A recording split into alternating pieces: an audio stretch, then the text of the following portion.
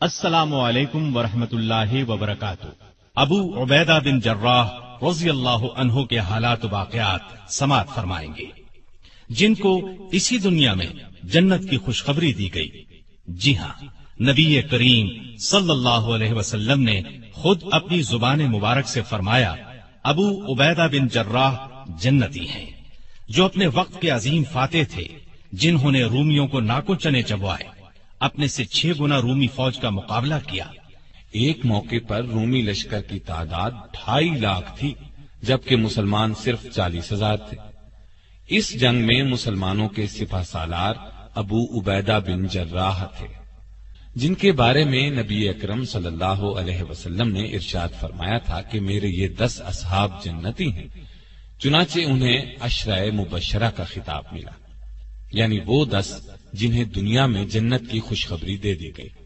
ان کے نام یہ ہیں: سیدنا ابو بکر صدیق، سیدنا عمر فاروق، سیدنا عثمان غنی، سیدنا علی بن ابی طالب، سیدنا عبد الرحمن بن عوف، سیدنا طلحہ، سیدنا زبیر بن عوام، سیدنا سعد بن ابی وقاص، سیدنا سعید بن زید اور سیدنا ابو عبیدہ بن جراح رضی اللہ عنہم اجمعین۔ ابو عبیدہ بن جراح رضی اللہ عنہ کو کئی خصوصیات اس کے علاوہ بھی حاصل ہیں۔ انہیں اللہ کے رسول صلی اللہ علیہ وسلم کی طرف سے امین الامت کا خطاب ملا، یعنی امت کے امین، اور اس کا مطلب یہ ہے کہ وہ دین کے علم اور دین کے احکامات پر عمل کرنے کے سلسلے میں بہت بڑا درجہ رکھتے تھے۔ لیکن اس کا یہ مطلب ہرگز نہیں کہ انہوں نے کسی بہت بڑی اسلامی یونیورسٹی سے تعلیم پائی تھی یا کسی بہت بڑے امیر گھرانے میں پیدا ہوئے تھے۔ جی نہیں، ایسی کوئی بات نہیں۔ اس زمانے میں اسلامی یونیورسٹیاں کہاں تھیں؟ فنون سپاہ گری کی تربیت دینے کے لیے باقاعدہ ادارے کہاں تھے؟ وہاں تو بس ایک ہی یونیورسٹی تھی، اور اس یونیورسٹی کا نام تھا محمد صلی اللہ علیہ وسلم۔ یہ حضرات جو کچھ بھی سیکھتے تھے نبی کریم صلی اللہ علیہ وسلم سے سیکھتے تھے، پھر صحابہ سے سیکھتے تھے۔ ان حضرات نے جتنی کامیابیاں حاصل کی وہ اللہ پر سچے دل سے ایمان لانے کی بنیاد پر کی۔ حقیقت یہی ہے کہ جب کوئی اللہ کے احکامات پر عمل کرنے لگ جاتا ہے تو پھر اللہ اسے دانائی کا ایسا نور عطا کرتا ہے کہ اس کے سبھی کام آسان ہوتے چلے جاتے ہیں۔ اب ذرا غور کریں، جب اللہ کے رسول صلی اللہ علیہ وسلم دنیا میں تشریف لائے تو پورا عرب جہالت کی تاریکیوں میں ڈوبا ہوا تھا۔ وہ لوگ بات بات پر ایک دوسرے کا خون بہانے پر تل جاتے تھے، اور جب ان میں لڑائی چھڑتی تھی تو پھر جلد ختم نہیں ہوتی تھی، بعض اوقات تو سالہ سال جاری رہتی۔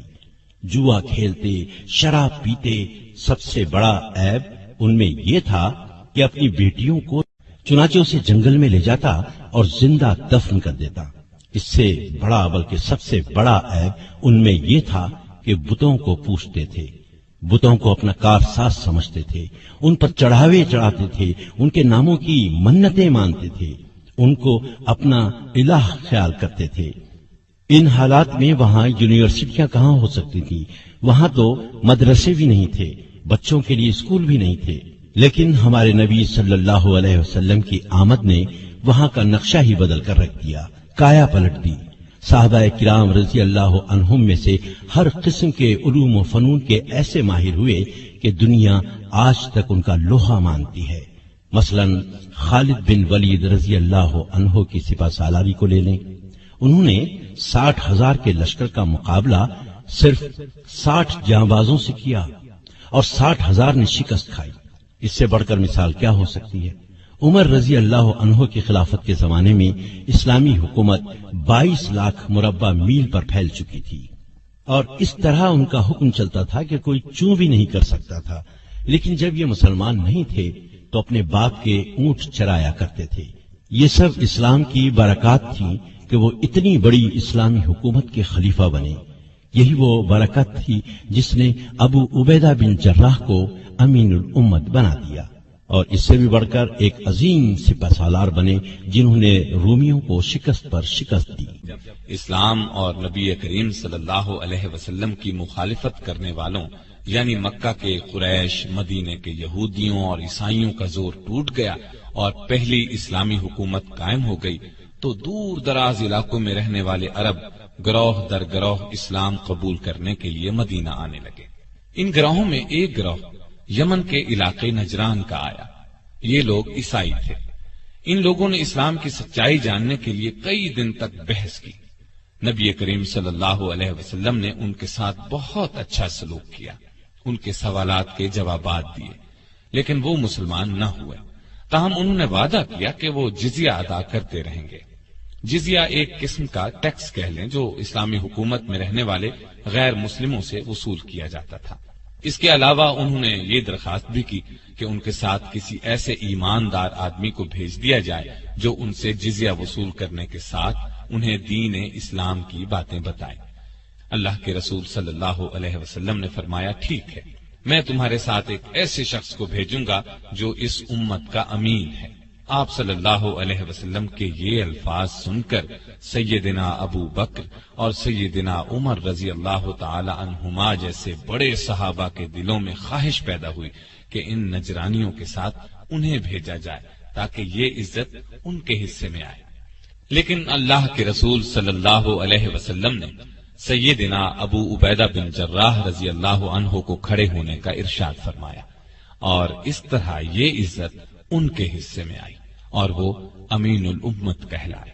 عربی میں امین ایسے شخص کو کہتے ہیں جو بہت دیانتدار ہو، اس کے پاس کوئی امانت رکھوائی جائے تو اس میں خیانت نہ کرے، وعدے کے مطابق اس کو لوٹا دے۔ تو یہ تھا ان کے امین الامت بننے کا واقعہ۔ ہاں، تو میں بتا رہا تھا کہ وہ عشرہ مبشرہ میں سے ہیں۔ ان کا تعلق قریش کی ایک شاخ بنو فہر سے تھا۔ وہ رسول اللہ صلی اللہ علیہ وسلم کے مدینے کی طرف ہجرت فرمانے سے 20 برس پہلے اور ایک روایت کے مطابق 40 برس پہلے مکہ میں پیدا ہوئے۔ ان کا اصل نام عامر تھا۔ ابو عبیدہ ان کی کنیت تھی۔ اولاد کی نسبت سے جو نام مشہور ہو جاتا ہے اس کو کنیت کہتے ہیں۔ ان کے والد کا نام عبداللہ اور دادا کا نام الجراح تھا، اس لیے ان کا نام یہ بنتا ہے ابو عبیدہ بن عبداللہ بن جراح، لیکن وہ مشہور ابو عبیدہ بن جراح کے نام سے ہوئے۔ ان کا سلسلہ نسبت اوپر جا کر رسول اللہ صلی اللہ علیہ وسلم سے جا ملتا ہے۔ ان کی ایک شان یہ ہے کہ یہ سب سے پہلے ایمان لانے والوں میں شامل ہیں۔ سب سے پہلے ایمان لانے والوں کو سابقون الاولون کہتے ہیں۔ اس وقت مسلمان ہونے والوں کو سخت تکالیف دی جاتی تھی۔ کہا جاتا ہے کہ انہوں نے سیدنا ابو بکر رضی اللہ عنہ کے کہنے پر اسلام قبول کیا تھا۔ جس دن یہ مسلمان ہوئے اسی دن ان حضرات نے بھی اسلام قبول کیا تھا۔ سیدنا عبد الرحمن بن عوف، سیدنا عثمان بن مظعون، سیدنا ارقم بن ارقم رضی اللہ تعالی عنہ۔ ان میں عبد الرحمن بن عوف بھی عشرہ مبشرہ میں سے ہیں۔ پھر جب مسلمانوں کو بہت زیادہ ستایا جانے لگا، ظلم کے پہاڑ ان پر توڑے جانے لگے، تپتی ریت پر جب ان کو لٹایا جانے لگا، زنجیروں سے باندھ کر جب ان کو کھینچا جانے لگا، پھر انہیں بھوکا پیاسا رکھا جانے لگا، تب نبی صلی اللہ علیہ وسلم نے اللہ کے حکم سے مسلمانوں کو اجازت دی کہ مکہ چھوڑ کر حبشہ چلے جائیں۔ اللہ کی خاطر اس طرح وطن اور گھر بار چھوڑنے کو ہجرت کرنا کہتے ہیں۔ ہجرت کا حکم 5 نبوی میں دیا گیا اور 11 مرد اور 4 عورتیں حبشہ چلے گئے۔ یہ ٹھیک ہے، وہ عیسائی تھا لیکن بہت نیک دل تھا۔ اس نے ان مہاجر مسلمانوں کو اپنے ملک میں رہنے کی اجازت دے دی اور ان کے ساتھ بہت اچھا سلوک کیا۔ یہاں میں آپ کو یہ بھی بتاتا چلوں کہ قرآن مجید کی روح سے عیسیٰ علیہ السلام اللہ کے جلیل القدر پیغمبر تھے۔ اللہ نے ان پر اپنی کتاب انجیل نازل کی تھی، اس لیے ان پر ایمان لانے والے بھی مسلمان ہی تھے۔ لیکن پھر عیسیٰ علیہ السلام کے آسمان پر اٹھا لیے جانے کے بعد دنیا کے فائدے کی خاطر لوگوں نے ان کی تعلیم کو بدل دیا، اپنی طرف سے اس تعلیم میں مطلب کی باتیں شامل کر لیں، انجیل مقدس کو کچھ سے کچھ بنا دیا۔ ایسا کرنے کو تحریف کرنا کہتے ہیں۔ یہ بہت بڑا گناہ ہے۔ ان کی تعلیم کو بدل دینے والوں نے ایک عقیدہ یہ گھڑ لیا کہ عیسیٰ علیہ السلام اللہ کے بیٹے ہیں، لیکن کچھ عیسائی صحیح تعلیم پہ بھی قائم رہے۔ حبشہ کا بادشاہ نجاشی بھی سچا عیسائی تھا، وہ عیسیٰ علیہ السلام کو اللہ کا بیٹا نہیں مانتا تھا۔ ایسا عقیدہ رکھنا شرک ہے۔ اللہ تعالیٰ نے قرآن کریم میں بار بار فرمایا ہے، شرک سب سے بڑا گناہ ہے، شرک معاف نہیں کیا جائے گا۔ اس قافلے میں 91 مہاجر تھے، ان میں 73 مرد اور 18 عورتیں تھیں۔ اپنے دین کے لیے یہ بہت بڑی قربانی تھی۔ ابو عبیدہ بن جراح کی ایک شان یہ ہے کہ انہوں نے 2 مرتبہ ہجرت کی، یعنی دوسری مرتبہ 13 ہجری کو حبشہ سے مدینہ کی طرف اس وقت ہجرت کی جب اللہ کے رسول صلی اللہ علیہ وسلم ہجرت فرما کر مدینہ تشریف لے گئے۔ اس طرح ان کے حصے میں ہجرت کا دگنا ثواب آیا۔ یہی نہیں، انہیں تو اللہ تعالیٰ نے بہت سی دوسری نعمتوں سے بھی نوازا۔ میں پہلے بتا چکا ہوں کہ وہ عشرہ مبشرہ میں شامل ہیں، اور جہاں تک میرا خیال ہے یہ حلف الفضول میں بھی شامل رہے ہوں گے۔ میں آپ کو یہ بھی بتاتا چلوں کہ مدینہ تشریف لانے کے بعد نبی اکرم صلی اللہ علیہ وسلم نے مسلمانوں کے مابین جو مواخات قائم کی تھی، اس میں حضرت ابو عبیدہ بن جراح بھی شامل تھے۔ مواخات کا مطلب ہے بھائی چارہ۔ نبی صلی اللہ علیہ وسلم نے 2 مسلمانوں میں بھائی چارہ قائم فرمایا تھا۔ اس طرح ابو عبیدہ بن جراح رضی اللہ عنہ کو ابو طلحہ رضی اللہ عنہ کا دینی بھائی بنایا۔ یہ بھائی چارہ اس لیے تھا کہ مسلمان ایک دوسرے کے مددگار اور خیر خواہ بن جائیں۔ یہ لوگ پھر ایسے خیر خواہ بنے کہ سگے بھائی بھی ایسی خیر خواہی کم ہی کرتے ہیں۔ اکثر صحابہ رضی اللہ عنہم نے اپنا آدھا مال اپنے بھائیوں کو دے دیا۔ جن کے پاس 2 مکان تھے انہوں نے 1 مکان دے دیا۔ غرض ہر چیز کا نصف بھائیوں کی نظر کر دیا۔ ایسی مثال دنیا میں کم ہی ملتی ہے، لیکن افسوس آج کل مسلمانوں میں بھائی چارے کے جذبات کم ہی نظر آتے ہیں۔ اسلام نے تمام مسلمانوں کو بھائی بھائی قرار دیا ہے۔ اللہ تعالیٰ قرآن مجید میں ارشاد فرماتا ہے، اور انصاف کرو کہ اللہ انصاف کرنے والوں کو پسند کرتا ہے۔ مومن تو ایک دوسرے کے بھائی ہیں، لہذا اپنے بھائیوں کے درمیان تعلقات کو درست کرو اور اللہ سے ڈرو، امید ہے کیا جائے گا۔ ابو عبیدہ بن جراح رضی اللہ عنہ کو نبی صلی اللہ علیہ وسلم سے کتنی محبت تھی۔ عربی میں اس کو حب رسول کہتے ہیں، اور یہ ایمان کا حصہ ہے۔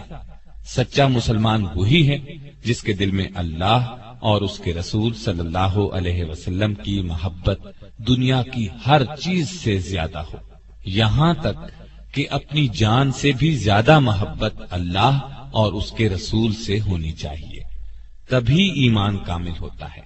اور یہ محبت زبانی نہ ہو، اس محبت کا تقاضا یہ ہے کہ انسان اللہ کے احکامات پورے طور پر بجا لائے، نبی صلی اللہ علیہ وسلم کی اطاعت میں انتہا کر دے۔ لیکن آج مسلمان اللہ کے احکامات پر توجہ ہی نہیں دیتے۔ ابو عبیدہ بن جراح رضی اللہ عنہ کی ایک شان یہ بھی ہے کہ وہ رسول اللہ صلی اللہ علیہ وسلم سے سچی محبت کرتے تھے۔ یہی وجہ تھی کہ آپ بھی ان سے بہت محبت کرتے تھے۔ ان کی زندگی کا ایک واقعہ ایسا ہے کہ وہ ایمان اور یقین کے بہت اونچے درجے پر نظر آتے ہیں۔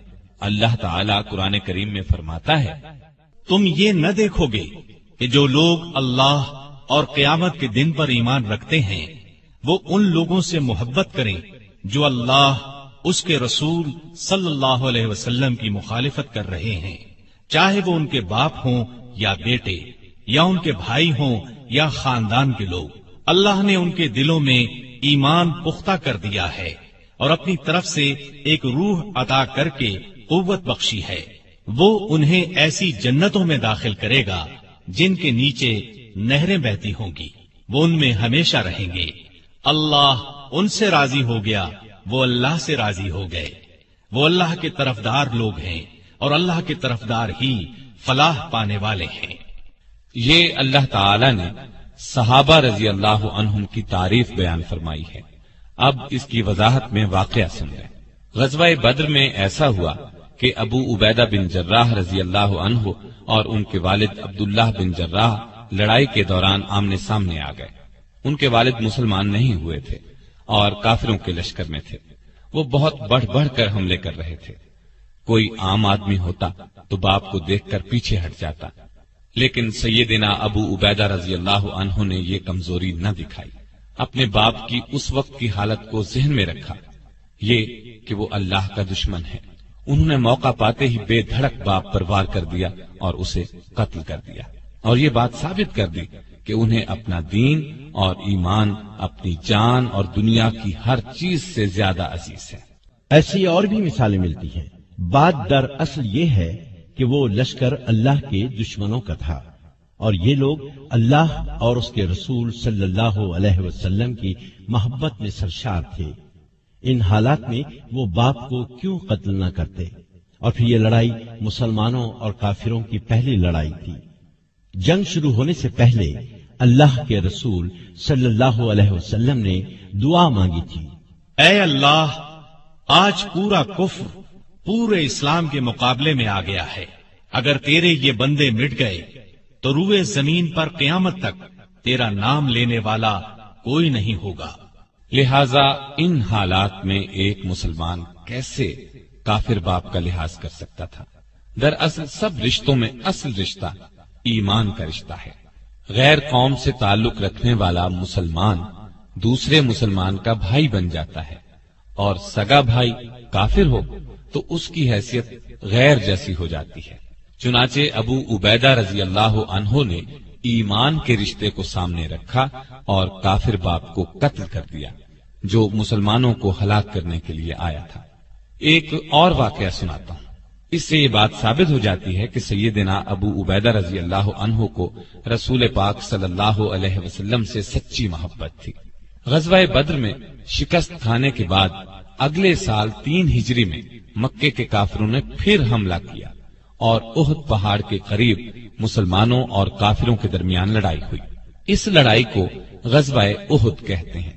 اللہ کی مدد سے یہ لڑائی بھی پہلے مرحلے میں مسلمانوں نے جیت لی۔ کافر میدان چھوڑ کر بھاگ کھڑے ہوئے۔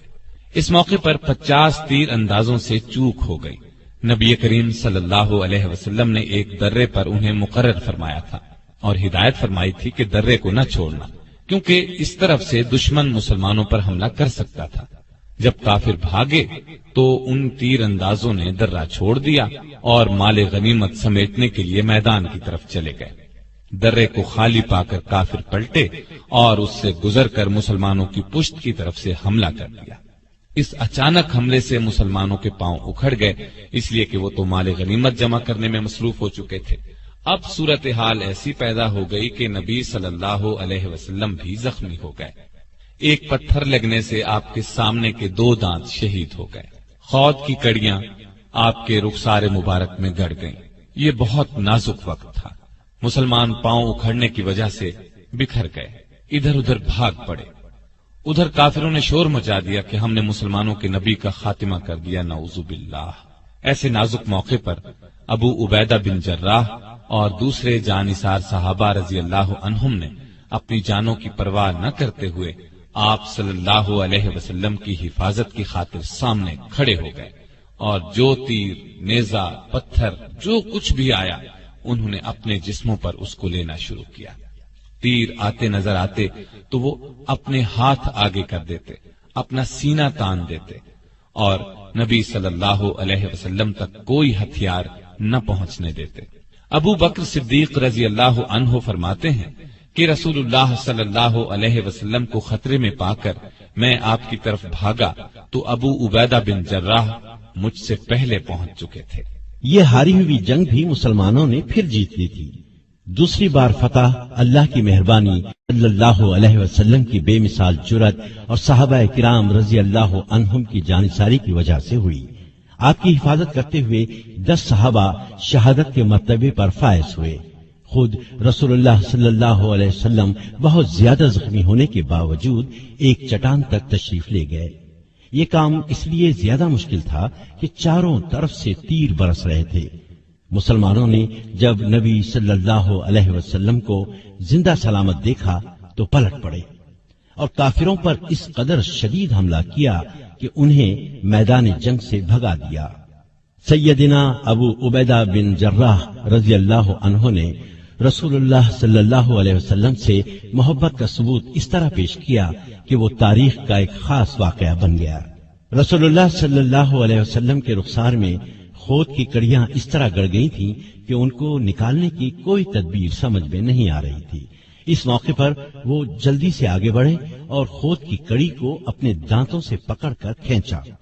کڑی تو نکل آئی، لیکن اس کوشش میں خود ان کا ایک دانت ٹوٹ گیا، جبکہ ابھی دوسری کڑی رخسار مبارک میں گڑی تھی۔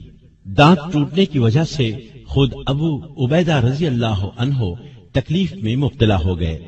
مزید دانت ٹوٹ جانے کا خطرہ بھی تھا، لیکن انہوں نے پرواہ نہ کی، دانتوں سے پکڑ کر دوسری کڑی کو بھی کھینچا، اور ایسا کرتے ہوئے ان کا ایک دانت اور ٹوٹ گیا۔ ہاں، ان لوگوں کے ایسے ہی حیرت انگیز کارناموں کی وجہ سے اللہ تعالیٰ نے انہیں یہ مرتبہ دیا کہ رہتی دنیا تک ان کے نام زندہ رہیں گے، یہ دنیا ان کی تعریف کرتی رہے گی۔ خود اللہ تعالیٰ نے قرآن مجید میں کئی جگہ ان حضرات کی تعریف کی ہے۔ بہرحال میں بتا رہا تھا، اللہ کے رسول صلی اللہ علیہ وسلم ان سے بہت خوش تھے۔ کوئی خاص کام ہوتا تو ان کے سپرد فرماتے، وہ ہر کام کو بہت خوش اسلوبی سے انجام دیتے۔ مثال کے طور پر قبیلہ ثعلبہ کے لوگ دوسرے قبیلوں کو ساتھ ملا کر مدینے کے آس پاس کی بستیوں میں لوٹ مار کیا کرتے تھے۔ ان کی شکایات موصول ہونے پر نبی صلی اللہ علیہ وسلم نے 6 ہجری میں سیدنا ابو عبیدہ رضی اللہ عنہ کو انہیں سزا دینے کے لیے بھیجا۔ انہوں نے آسانی سے ان کا خاتمہ کر دیا۔ اسی طرح 7 ہجری کا واقعہ ہے کہ رسول اللہ صلی اللہ علیہ وسلم کے علم میں یہ بات لائی گئی کہ قبیلہ قزاعہ مدینے پر حملے کی تیاری کر رہا ہے۔ آپ نے اس قبیلے کو سزا دینے کے لیے عمرو بن عاص رضی اللہ عنہ کو سالار بنا کر بھیجا۔ وہ روانہ ہو گئے۔ پھر حالات دیکھ کر مدد کے لیے اور مجاہد بھیجنے کی درخواست کی۔ آپ نے سیدنا ابو عبیدہ رضی اللہ عنہ کی سرداری میں دوسرا لشکر روانہ فرمایا۔ 8 ہجری میں رسول اللہ صلی اللہ علیہ وسلم نے انہیں ایک لشکر کا سردار بنا کر ساحل سمندر کی طرف یہ معلوم کرنے کے لیے بھیجا کہ قریش مکہ جنگ کی تیاری تو نہیں کر رہے۔ اسی سال مکہ فتح ہوا تو اس معرکے میں بھی ابو عبیدہ رضی اللہ عنہ ایک دستے کے سالار تھے۔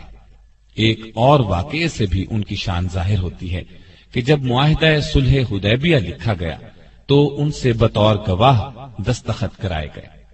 غرض کتنے ایسے واقعات ہیں جن سے یہ ثابت ہوتا ہے کہ رسول اللہ صلی اللہ علیہ وسلم ان کی بہت قدر کیا کرتے تھے۔ اور بھائی بات یہ ہے کہ نیکی کے راستے میں چلنے والوں کو اللہ تعالیٰ ایک خاص انعام دیتا ہے، ان کے علم اور عقل کی روشنی زیادہ کر دیتا ہے۔ جو بات عام لوگ مشکل سے سمجھتے ہیں یا بالکل سمجھ ہی نہیں پاتے، یہ لوگ اس بات کو نہایت آسانی سے سمجھ لیتے ہیں۔ ان میں بالکل ٹھیک فیصلہ کرنے کی قوت پیدا ہو جاتی ہے۔ اس طرح ان کے کاموں میں خوب برکت ہوتی ہے اور وہ ترقی کرتے چلے جاتے ہیں۔ اللہ تعالیٰ نے سیدنا ابو عبیدہ بن جراح رضی اللہ عنہ کو شجاعت، امانت اور دیانت کے ساتھ ساتھ دانائی کا نور بھی بہت دیا تھا۔ مشکل ترین مسئلے کو آسانی سے سلجھا لیتے تھے۔ ان میں یہ قابلیت اس وقت اور بھی نکھر کر سامنے آئی جب اللہ کے رسول صلی اللہ علیہ وسلم کے انتقال کے بعد مسلمانوں میں یہ اختلاف پیدا ہوا کہ آپ کا خلیفہ یعنی جانشین کون بنے گا۔ پہلے اس بارے میں بہت اختلاف ہوا۔ رسول اللہ صلی اللہ علیہ وسلم کے خاندان والوں نے یہ خواہش ظاہر کی کہ سیدنا علی رضی اللہ عنہ کو خلیفہ بنایا جائے۔ انصار مدینہ نے یہ چاہا کہ یہ عزت انہیں ملے، خلیفہ ان میں سے لیا جائے۔ انصار مدینہ وہ لوگ ہیں جنہوں نے مسلمانوں اور نبی صلی اللہ علیہ وسلم کی ہجرت کے موقع پر میزبانی کی تھی، ہر طرح ساتھ دیا تھا، ہر قسم کی قربانی دی تھی۔ لیکن اس طرح گروہی بادشاہت قائم ہوتی۔ بالکل صحیح طریقہ یہ تھا کہ رسول اللہ صلی اللہ علیہ وسلم کا خلیفہ اس شخص کو چنا جائے جو نیکی اور دانائی میں خاص مقام رکھتا ہو، اور یہی بات سب سے اچھی تھی۔ جس وقت خلیفہ کے معاملے پر گرما گرم بحث ہو رہی تھی اور یہ خطرہ پیدا ہو چلا تھا کہ کہیں مسلمانوں میں اختلاف پیدا نہ ہو جائے، اللہ تعالیٰ نے اپنی خاص رحمت کے ساتھ سیدنا ابو بکر صدیق رضی اللہ عنہ کے دل میں یہ خیال ڈالا کہ اللہ کے رسول صلی اللہ علیہ وسلم کا جانشین بننے کا حق اگر کسی کو ہے تو اسے ہے جو تقوی اور دانائی میں سب سے بڑھا ہوا ہے۔ چنانچہ آپ آگے بڑھے اور فرمایا، مسلمانوں، میرے نزدیک تو دو آدمی ایسے ہیں جن میں سے ایک کو رسول اللہ صلی اللہ علیہ وسلم کا جانشین بنایا جا سکتا ہے، ایک عمر بن خطاب رضی اللہ عنہ اور دوسرے ابو عبیدہ بن جراح رضی اللہ عنہ۔ لیکن پھر حضرت عمر رضی اللہ عنہ نے ابو بکر رضی اللہ عنہ کا ہاتھ پکڑ کر ان کے ہاتھ پر بیعت امارت کر لی، اور دوسرے لوگوں نے بھی حضرت عمر کے اس انتخاب کی تائید کی، کیونکہ ایمان و تقوی میں حضرت ابو بکر صدیق سب سے زیادہ ممتاز تھے۔ اور یہ فیصلہ واقعی بالکل درست تھا، اس لیے کہ سیدنا ابو بکر صدیق رضی اللہ عنہ نے خلافت کا منصب سنبھالتے ہی ایسی دانائی اور دلیری سے ملک کا انتظام کیا کہ اس کی مثال نہیں ملتی، جبکہ رسول اللہ صلی اللہ علیہ وسلم کے انتقال کے بعد دشمنوں نے یہ خیال کر لیا تھا کہ بس اب دین اسلام کا خاتمہ ہو جائے گا۔ کچھ بدبختوں نے تو نبوت کا دعویٰ تک کر دیا تھا، کچھ نے دین اسلام کے احکامات ماننے سے انکار کر دیا تھا، ایک طبقے نے زکوٰۃ دینے سے انکار کر دیا تھا۔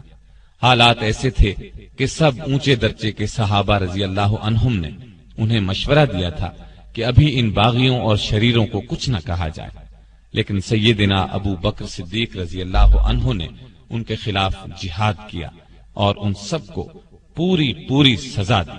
ایک اور بڑا اور اہم کام انہوں نے یہ کیا کہ ایران اور روم کی فوجوں سے جہاد کرنے کے لیے مجاہدین کے لشکر روانہ کیے اور شاندار فتوحات حاصل کی۔ یہ دونوں ملک مدینے پر حملہ کر کے اسلامی سلطنت کو پارا پارا کرنے کی تیاریاں کر رہے تھے۔ اس جہاد میں سیدنا ابو عبیدہ بن جراح نے سپہ سالار کی حیثیت سے شاندار کارنامے انجام دیے۔ اس کی تفصیل یوں ہے، ابو بکر صدیق رضی اللہ عنہ نے 13 ہجری میں لشکر روانہ کیے، سیدنا خالد بن ولید رضی اللہ عنہ کو عراق کی طرف روانہ کیا، سیدنا ابو عبیدہ بن جراح کو حمص کی طرف اور سیدنا عمرو بن عاص رضی اللہ عنہ کو فلسطین بھیجا۔ شرحبیل بن حسنہ رضی اللہ عنہ کو اردن جانے کا حکم دیا اور سیدنا یزید بن ابی سفیان رضی اللہ عنہ کو دمشق کی طرف بھیجا۔ یہ لشکر اس لیے بھیجے گئے کہ رومی اور ایرانی سلطنتیں مسلمانوں پر حملہ آور ہونے کی تیاریاں کر رہی تھی۔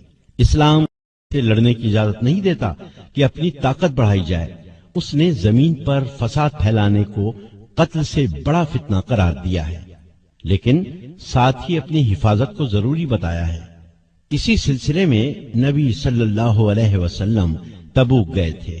ابو بکر صدیق رضی اللہ عنہ نے بھی آپ کی اسی سنت پر عمل کیا کہ ان کے حملہ آور ہونے کا انتظار کرنے کے بجائے آگے بڑھ کر ان کا مقابلہ کیا جائے۔ سیدنا ابو عبیدہ بن جراح رضی اللہ عنہ مدینہ منورہ سے روانہ ہوئے تو ان کے ساتھ کوئی بڑی فوج نہیں تھی، لیکن ان کا دل اس یقین سے لبریز تھا کہ دشمن کتنا بھی طاقتور ہو ہمارے سامنے نہیں ٹھہر سکے گا۔ اس یقین کی اصل وجہ اللہ کی امداد پر پورا بھروسہ تھا۔ غزوہ بدر، غزوہ احد، غزوہ احزاب اور غزوہ خیبر میں انہوں نے اس غیبی امداد کو اپنی آنکھوں سے دیکھا تھا۔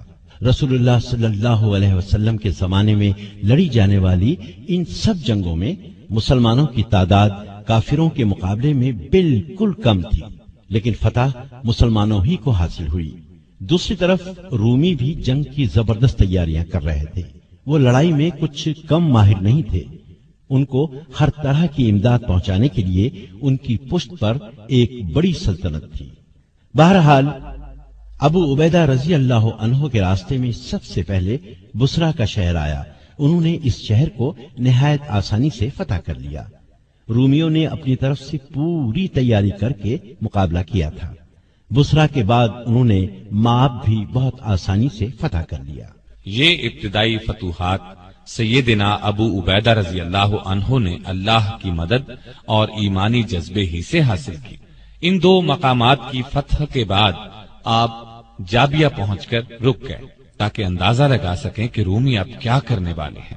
ادھر 2 جنگیں ہارنے کے بعد رومی ہوشیار ہو گئے تھے۔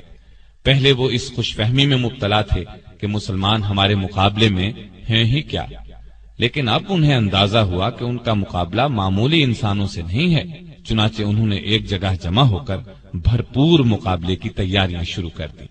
دوسری طرف ابو عبیدہ بن جراح رضی اللہ عنہ نے بھی حالات کا اندازہ لگا کر دربار خلافت کو رومیوں کی تیاریوں اور ارادوں کی خبر دی اور مدد مانگی۔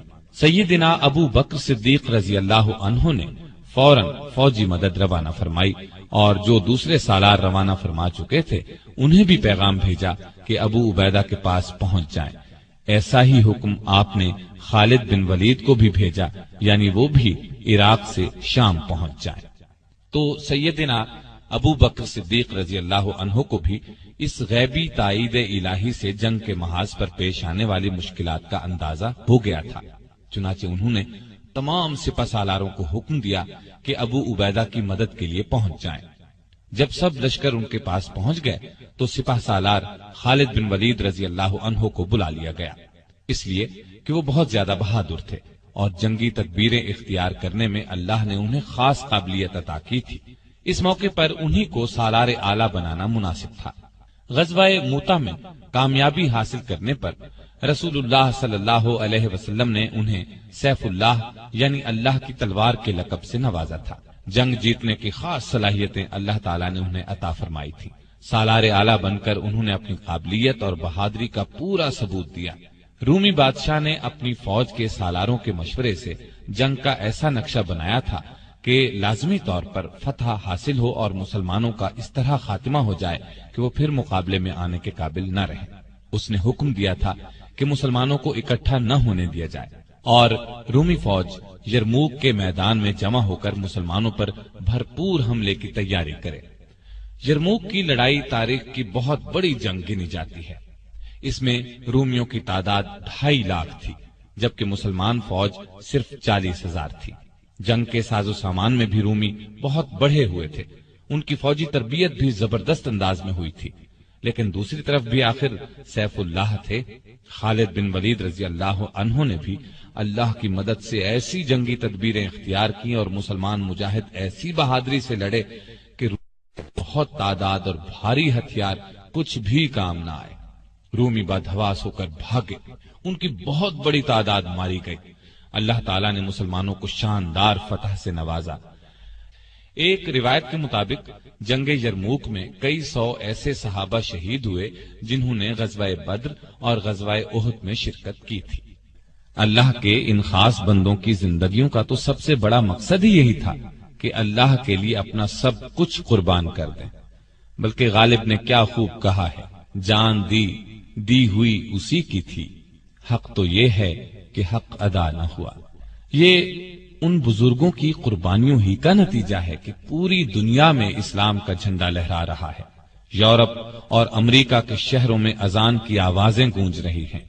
شام میں لڑی جانے والی اور لڑائیوں کا حال سنانے سے پہلے یہ بتاتا چلوں کہ 22 جمادی الثانیہ 13 ہجری کو سیدنا ابو بکر رضی اللہ عنہ کا انتقال ہو گیا اور ان کی جگہ سیدنا عمر فاروق رضی اللہ عنہ خلیفہ بنائے گئے۔ انہوں نے خلافت کا منصب سنبھالنے کے کچھ دن بعد ہی سیدنا خالد بن ولید رضی اللہ عنہ کو ان کے عہدے سے ہٹا کر سیدنا ابو عبیدہ بن جراح رضی اللہ عنہ کو اسلامی افواج کا سالار اعلیٰ بنا دیا۔ اس سلسلے میں 2 روایات ہیں۔ ایک تو یہ کہ کسی شاعر نے سیدنا خالد بن ولید رضی اللہ عنہ کا قصیدہ لکھا۔ کسی کی تعریف میں اشعار لکھے جائیں تو اس کو قصیدہ کہتے ہیں۔ یہاں تک تو اعتراض کی کوئی بات نہیں تھی، لیکن انہوں نے یہ کیا کہ خوش ہو کر شاعر کو انعام دیا۔ بس اس بات کو عمر رضی اللہ عنہ نے اچھا نہ سمجھا اور انہیں ان کے عہدے سے ہٹا دیا۔ دوسری وجہ یہ بیان کی جاتی ہے کہ سیدنا خالد بن ولید رضی اللہ عنہ کی بہادری اور جنگی سوجھ بوجھ کی وجہ سے لوگ یہ خیال کرنے لگے تھے کہ مسلمانوں کو جو فتوحات پر فتوحات ہو رہی ہیں وہ انہی کی وجہ سے ہو رہی ہے، جبکہ صحیح عقیدہ یہ ہے کہ جو کامیابی بھی حاصل ہوتی ہے وہ اللہ تعالی کی مہربانی سے حاصل ہوتی ہے۔ سیدنا عمر رضی اللہ عنہ نے انہیں عہدے سے ہٹا کر ثابت کر دیا کہ لوگوں کا خیال غلط ہے۔ اس دوسری وجہ کی زیادہ تائید آئی ہے، یعنی وہ شاعر والی بات شاید درست نہ ہو، یہ بات واقعی تھی۔ خود عمر رضی اللہ عنہ سے جب بعض اصحاب نے اس بارے میں پوچھا کہ آپ نے خالد کو سپہ سالاری سے کیوں معزول کیا، تو انہوں نے فرمایا تھا میں نے کسی ناراضی کی وجہ سے ایسا نہیں کیا، اور پھر انہوں نے دوسری وجہ ہی بیان کی۔ چنانچہ جو ہی انہیں خلیفہ کا حکم ملا، انہوں نے فوراً اپنا عہدہ ابو عبیدہ بن جراح رضی اللہ عنہ کو سونپ دیا اور خود ایک عام مجاہد کی طرح جہاد میں حصہ لیتے رہے۔ لطف کی بات تو یہ ہے کہ یہ حکم انہیں اس وقت ملا جب وہ تاریخی شہر دمشق کا محاصرہ کیے ہوئے تھے۔ ایک روایت یہ بھی ہے کہ یہ حکم جنگ یرموک کے موقع پر دیا گیا۔ یرموک کی جنگ جیتنے کے بعد مسلمان مجاہدوں نے جس طرح اپنی کوششوں کو آگے بڑھایا، اس سے ان کی عظمت اور دانائی ثابت ہوتی ہے۔ روم کا بادشاہ ہرقل ایک بہت بڑی سلطنت کا مالک تھا۔ صرف ایک جنگ ہار جانے سے اس کی طاقت ختم نہیں ہو گئی تھی، ایک جنگ ہار کر اس کا پارا اور چڑھ گیا تھا اور اس نے مسلمانوں کو شکست دینے کی ٹھان لی تھی۔ چنانچہ وہ شام کے بڑے شہر ہمس پہنچ گیا اور مسلمانوں پر بھرپور حملے کی تیاریاں کرنے لگا۔ ایسی صورت میں ضروری تھا کہ مسلمان بھی اپنی پوری قوت اس کی فوج کا مقابلہ کرنے کے لیے جمع کرتے، لیکن انہوں نے تو کمال کر دیا، اپنی فوج کو 3 حصوں کر کے 3 الگ الگ محاذوں پر جہاد جاری رکھنے کا فیصلہ کیا۔ ابو عبیدہ بن جراح رضی اللہ عنہ اور خالد بن ولید رضی اللہ عنہ نے لشکر کے دوسرے سالاروں کے ساتھ مشورہ کر کے ایک لشکر بیت المقدس کی طرف روانہ کیا، دوسرا ہمس کی طرف اور تیسرا دمشق کی طرف۔ ابو عبیدہ رضی اللہ عنہ اور خالد بن ولید رضی اللہ عنہ دمشق کی طرف روانہ ہوئے۔ ہم جیسے عام لوگ ایسا ہرگز نہ کرتے، لیکن وہ لوگ تو اللہ والے تھے، انہیں فوجی طاقت سے زیادہ اللہ کی ذات پر بھروسہ تھا، اور دنیا نے دیکھا ان کا فیصلہ بالکل درست ثابت ہوا۔ غازیوں کے چھوٹے چھوٹے لشکروں نے گنتی کے چند ہی دنوں میں شام اور فلسطین کا پورا علاقہ فتح کر لیا، اور یہ کام ابو عبیدہ رضی اللہ عنہ کی سپہ سالاری میں ہوا۔ پہلے دمشق کا حال سناتا ہوں۔ پہلے بتا چکا ہوں کہ دمشق کی طرف خالد بن ولید رضی اللہ عنہ اور سیدنا ابو عبیدہ رضی اللہ عنہ دونوں روانہ ہوئے تھے۔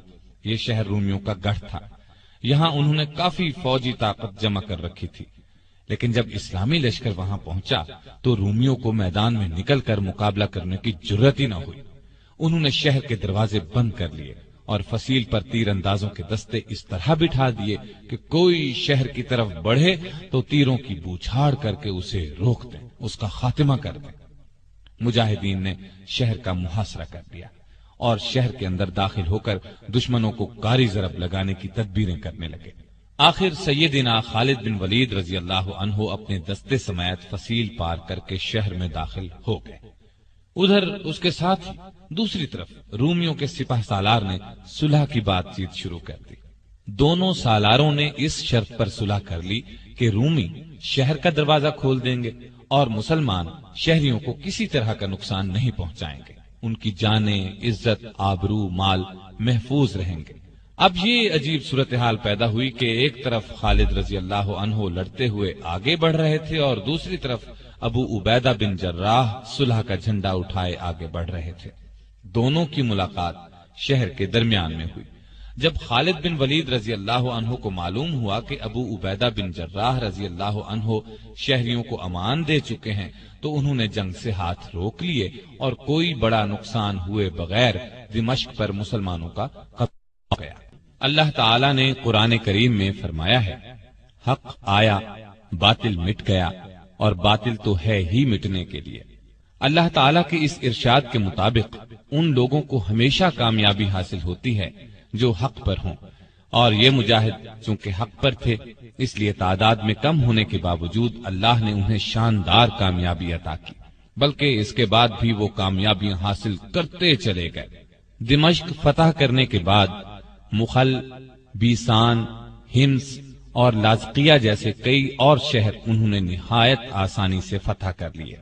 رومی جہاں بھی مسلمانوں سے لڑنے کے لیے جمع ہوتے، مجاہدین کے لشکر وہیں پہنچ جاتے اور ان کا غرور خاک میں ملا دیتے۔ ان لڑائیوں میں لازقیہ کی لڑائی اس لحاظ سے خاص ہے کہ اس میں ابو عبیدہ رضی اللہ عنہ کی اعلیٰ درجے کی جنگی قابلیت اور ذہانت سے فتح حاصل ہوئی۔ قیصر روم کے حکم سے اس شہر میں رومیوں نے بہت بڑی طاقت جمع کر رکھی تھی۔ سیدنا ابو عبیدہ رضی اللہ عنہ کو ان کے اجتماع کی خبر ملی تو آپ لشکر لے کر تیزی سے وہاں پہنچ گئے اور رومیوں نے اس طرح شہر کے دروازے بند کر لیے جس طرح دمشق کے بند کیے تھے۔ مسلمانوں نے شہر کا محاصرہ کر لیا، لیکن آس پاس کا علاقہ ایسا تھا کہ اس شہر کا محاصرہ زیادہ دن جاری نہیں رکھا جا سکتا تھا۔ ان سب باتوں پر غور کرتے ہوئے ابو عبیدہ رضی اللہ عنہ نے مجاہدین کو حکم دیا کہ وہ شہر سے کافی دور جا کر خندقیں کھود لیں اور یہ کام ایسی احتیاط سے کریں کہ رومیوں کو اس کا پتہ نہ چلے۔ یہ حکم پورا کیا گیا۔ جب کام مکمل ہو گیا تو دوسرا حکم یہ دیا کہ مجاہد بڑی بڑی ٹولیاں بنا کر لشکر سے نکلیں، اس طرح کہ رومی انہیں جاتے ہوئے دیکھیں۔ لشکروں سے نکل کر مجاہدین کی یہ ٹولیاں خندقوں میں چھپ جائیں اور جب نعرہ تکبیر بلند ہو تو بہت تیزی سے نکل کر شہر پر حملہ کر دیں۔ چنانچہ اس حکم پر بھی عمل کیا گیا۔ مسلمان بڑی بڑی ٹولیوں میں جانے لگے۔ رومیوں نے خیال کیا وہ محاصرہ اٹھا کر جا رہے تھے۔ جب انہیں اپنے طور پر یہ اندازہ ہو گیا کہ مسلمانوں کا پورا لشکر محاصرہ اٹھا کر چلا گیا ہے تو شہر کے دروازے کھول دیے۔ شہر کے دروازے کھلتے ہی نعرہ تکبیر بلند ہوا۔ مجاہدین خندقوں سے نکلے اور تیزی سے دوڑتے ہوئے آ کر شہر میں داخل ہو گئے۔ شہر پر نہایت آسانی سے قبضہ ہو گیا۔ رومیوں کو پتہ ہی نہ چلا کہ یہ کیا ہو گیا ہے۔ ان مجاہدین نے اللہ کے راستے میں لڑنے کے علاوہ اخلاق، ایمانداری اور شرافت کے بھی ایسے شاندار نمونے پیش کیے کہ پورے علاقے میں ان کی دھوم مچ گئی۔ مثلا ایک واقعہ سن لیں۔ جب دربار خلافت سے حکم ملا کہ سب مجاہد ایک جگہ جمع ہو جائیں، آپس میں مشورہ کر کے کسی کو سالار چن لیں اور ایک لشکر بن کر رومیوں کا مقابلہ کریں، تو سیدنا ابو عبیدہ بن جراح رضی اللہ عنہ اس وقت تک کئی شہر فتح کر چکے تھے۔ ان شہروں میں کچھ ایسے بھی تھے جنہوں نے جزیہ دینا منظور کیا تھا اور لڑائی کے بغیر مسلمانوں کو فاتح مان لیا تھا۔ جزیہ ایک ٹیکس ہے جو اسلامی سلطنت میں رہنے والے غیر مسلموں سے اس شرط کے ساتھ وصول کیا جاتا ہے کہ مسلمان ان کی حفاظت کریں گے۔ ان لوگوں نے جزیہ بھی ادا کر دیا تھا۔ خلیفۃ المسلمین کا حکم ملنے کے بعد مسلمانوں کو یہ علاقے چھوڑنے پڑے تو ان شہروں کے باشندوں کو جزیے کی ساری رقم لوٹا دی اور ان سے کہا چونکہ اب ہم تمہاری حفاظت کی شرط پوری نہیں کر سکتے اس لیے یہ رقمیں اپنے پاس رکھنے کا بھی ہمیں کوئی حق نہیں ہے۔ ہمارے ان بزرگوں کی تو تمام زندگیاں ہی ایسی ہیں کہ ان کی مثال ہی نہیں ملتی۔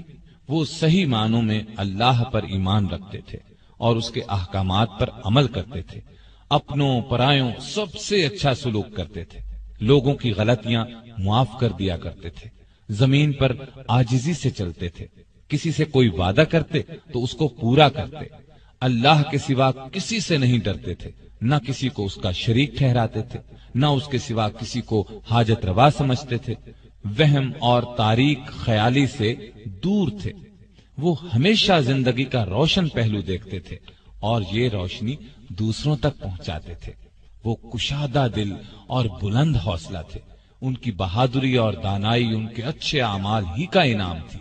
ہاں تو میں کہہ رہا تھا کہ جب مسلمانوں کو خلیفہ کی طرف سے یہ حکم ملا کہ وہ سب مجاہد ایک جگہ جمع ہو جائیں تو انہوں نے ان شہروں کا جزیہ واپس کر دیا، کیونکہ وہاں سے رخصت ہو جانے کی وجہ سے وہ ان کی حفاظت نہیں کر سکتے تھے۔ ادھر روم کے بادشاہ ہرقل کو پکا یقین تھا کہ وہ بہت آسانی سے ان چند ہزار مجاہدین کا خاتمہ کر دے گا جو شام اور فلسطین میں داخل ہوئے ہیں، اور پھر اتنی ہی آسانی سے مدینے کی اسلامی سلطنت کا خاتمہ کر دے گا۔ لیکن اس کا اندازہ بالکل غلط ثابت ہوا۔ اسے تو لینے کے دینے پڑ گئے۔ اس نے سنبھل کر کئی بار مسلمانوں کا مقابلہ کرنے کی کوشش کی، لیکن وہ کہیں بھی پاؤں نہ جما سکا۔ ہر محاذ پر اسے منہ کی کھانا پڑی۔ آخرکار وہ اس علاقے کو جو سلطنت روما کا مشرقی حصہ کہلاتا تھا ہمیشہ ہمیشہ کے لیے چھوڑ کر قسطنطینیہ کی طرف فرار ہو گیا۔ قسطنطینیہ اس کی سلطنت کے مغربی حصے کا دارالحکومت تھا۔ ہرقل کے فرار کے بعد سیدنا ابو عبیدہ بن جراح رضی اللہ عنہ نے مقدس شہر بیت المقدس فتح کرنے کا ارادہ کیا۔ اس وقت تک وہ شام کے قریباً تمام بڑے چھوٹے شہروں پر قبضہ کر چکے تھے۔ خالد بن ولید رضی اللہ عنہ اور لشکر کے دوسرے سالاروں سے مشورہ کر کے انہوں نے پہلے عمرو بن عاص رضی اللہ عنہ کو بیت المقدس بھیجا اور پھر خود بھی وہاں پہنچ گئے۔ اس شہر کی حفاظت کرنے والی رومیوں کی فوج مسلمانوں کی مسلسل فتوحات کی خبریں سن سن کر پہلے ہی ہمت ہار چکی تھی۔ چنانچہ جیسے ہی ابو عبیدہ رضی اللہ عنہ وہاں پہنچے، شہر کے مذہبی پیشواؤں یعنی رہنماؤں نے پیغام بھیجا۔ وہ پیغام یہ تھا، اگر مسلمانوں کے خلیفہ عمر بن خطاب رضی اللہ عنہ خود بیت المقدس آئیں تو ہم لڑے بغیر شہر کی کنجیاں ان کے حوالے کر دیں گے۔ یہ سن کر ابو عبیدہ بن جراح رضی اللہ عنہ نے کہا، اس سے اچھی بات کیا ہو سکتی ہے کہ ہمارا ایک بھی مجاہد نہ مارا جائے اور بھی کوئی نقصان نہ ہو اور شہر پر ہمارا قبضہ بھی ہو جائے۔ پھر انہوں نے رومیوں کا یہ پیغام عمر رضی اللہ عنہ کی خدمت میں بھیج دیا۔ عمر رضی اللہ عنہ کو یہ پیغام ملا تو وہ بیت المقدس جانے کے لیے تیار ہو گئے۔ آپ بیت المقدس کی طرف روانہ ہوئے اور اس طرح روانہ ہوئے کہ اپنے ساتھ صرف اپنے غلام کو لے کر چلے۔ آج کل کے بادشاہ کہیں جاتے ہیں تو ان گنت حفاظتی انتظامات کیے جاتے ہیں، حفاظتی دستہ ساتھ جاتا ہے، لیکن وہ صرف اپنے ایک غلام کو لے کر چل پڑے۔ اور اس سے بھی بڑھ کر مزے کی بات یہ ہے کہ ان کے پاس اونٹ بھی ایک ہی تھا، دو اونٹ بھی نہیں تھے، لہٰذا وہ باری باری اونٹ پر سواری کر رہے تھے۔ پہلے عمر رضی اللہ تعالی عنہ نے اگر سواری کی تو پھر غلام نے سواری کی، غلام کی باری ختم ہوئی تو عمر رضی اللہ عنہ کے اونٹ پر بیٹھنے کی باری آئی۔ اس طرح باری باری اونٹ کی سواری کرتے آخر وہ بیت المقدس کے نزدیک پہنچ گئے۔ پر لطف بات یہ ہے کہ جب بیت المقدس نزدیک آیا تو اس وقت اونٹ پر سواری کرنے کی باری غلام کی تھی اور مسلمانوں کے خلیفہ اونٹ کی مہار پکڑے پیدل چلے آ رہے تھے۔ شہر کا دروازہ قریب آنے پر غلام نے کہا بھی، دروازہ نزدیک آ چکا ہے، اب اونٹ پر آپ سوار ہو جائیں۔ اس پر عمر رضی اللہ عنہ نے فرمایا کہ سنیں، باری آپ کی ہے، لہذا اونٹ پر آپ ہی بیٹھے رہیں۔ غلام نے کہا، وہ لوگ کیا سوچیں گے؟ عمر رضی اللہ عنہ نے فرمایا، کوئی پرواہ نہیں، ہمیں جو کچھ بھی عزت ملی ہے اسلام کی بدولت ملی ہے، نہ کہ سواری یا لباس سے۔ اور پھر اسی حالت میں مسلمانوں کے دوسرے خلیفہ عمر فاروق رضی اللہ عنہ شہر کے دروازے پر پہنچے۔ وہاں عیسائی اور مسلمانوں کی فوج کے سپہ سالار ابو عبیدہ رضی اللہ عنہ اور دوسرے سالار موجود تھے۔ چشم فلک نے یہ نظارہ دیکھا، آقا اونٹ کی مہار پکڑے چلے آ رہے ہیں اور غلام اونٹ پر سوار ہے۔ اور یہ نظارہ دیکھتے ہی بیت المقدس کے مذہبی پیشواؤں نے شہر کی چابیاں ان کے حوالے کر دی۔ سنا ہے ان کی کتابوں میں یہی لکھا ہوا تھا کہ جب مسلمانوں کا خلیفہ بیت المقدس کے دروازے پر پہنچے گا تو اونٹ کی مہار اس کے ہاتھ میں ہوگی اور غلام اونٹ پر بیٹھا ہوگا۔ یہ بھی کہا جاتا ہے کہ اس وقت عمر رضی اللہ عنہ کے جسم پر جو لباس تھا اس میں پیوند لگے ہوئے تھے۔ دروازہ نزدیک آنے پر غلام نے یہ بھی کہا تھا کہ آپ لباس تبدیل کر لیں، آپ نے یہ بھی پسند نہیں فرمایا تھا۔ اس طرح بیت المقدس خون کا ایک قطرہ بہائے بغیر فتح ہو گیا، مسلمانوں کا اس پر قبضہ ہو گیا۔ عمر رضی اللہ عنہ نے ابو عبیدہ رضی اللہ عنہ کو اس پورے علاقے کا والی یعنی گورنر مقرر فرمایا اور خود مدینے لوٹ گئے۔ ابو عبیدہ رضی اللہ عنہ قریباً 1 برس تک اس علاقے کے حکمران رہے۔ پھر 18 ہجری میں ان کا انتقال ہو گیا۔ ان کی وفات طاعون کی بیماری سے ہوئی۔ آپ اس وقت اموس کے مقام پر تھے، وہاں یہ وبائی مرض پھیل گیا۔ عمر رضی اللہ عنہ نے انہیں وہاں سے کہیں اور منتقل ہونے کا مشورہ دیا، لیکن آپ وہیں رہے اور فرمایا موت وقت سے پہلے نہیں آ سکتی۔ ہاں، ان کے 2 بیٹے تھے، ایک کا نام یزید اور دوسرے کا عمیر تھا۔ یہ دونوں لاولد فوت ہوئے، اور یوں ابو عبیدہ بن جراح رضی اللہ عنہ کی نسل آگے نہیں چلی۔ لیکن اصل چیز تو ان کے اچھے اعمال تھے، جن کا ثواب قیامت تک انہیں ملتا رہے گا۔ اور یہ بات بھی اچھی طرح سمجھ لینی چاہیے کہ انسان کا اصل کام نیکی کے راستے پر چلنا اور برائیوں سے بچنا ہے۔ ایسا کرنے والے دین اور دنیا کی نعمتیں خوب حاصل کرتے ہیں، ان کے لیے کامیابیوں کے دروازے کھلتے چلے جاتے ہیں۔ سیدنا ابو عبیدہ رضی اللہ عنہ اور ہمارے دوسرے بزرگوں کو اسی راستے پر چل کر شاندار کامیابیاں حاصل ہوئیں۔